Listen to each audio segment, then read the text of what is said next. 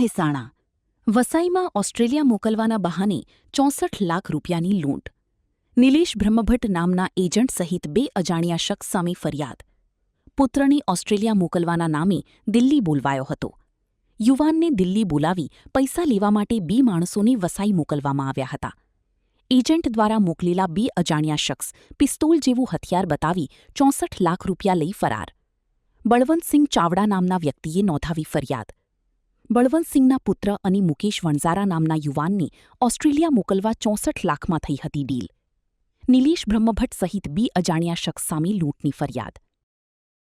શું નામ તમારું? ચાવડા બલવંતજી સતુજી. શું ઘટના બની તમારી સાથે? ફરી બોલો. અમારી સાથે અમે નિલેશ એજન્ટને કામ આપેલું. નિલેશ એજન્ટે બીજા દિવસ મારા બાબલા સિદ્ધરાજને અને મુકેશ વણઝારાને તો દિલ્હી ટિકિટ કરાવી. દિલ્હી ગયા તોથી નિલેશ એજન્ટે 2 માણસો હોય મોકલ્યા અને અમારા માણસને હોય પૈસા બતાવો એટલે તારા બાબલાની ઓસ્ટ્રેલિયાની ટિકિટ કરી દઈએ અમે.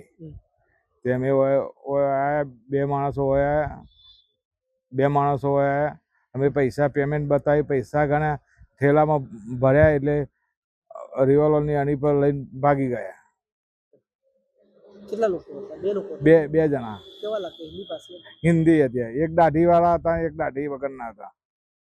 શું કહ્યું તમને શું કહ્યું હતું? તમને શું કહ્યું હતું? અમને પેમેન્ટ બતાવો અમને. નિલેશ સરે કીધું છે અમને.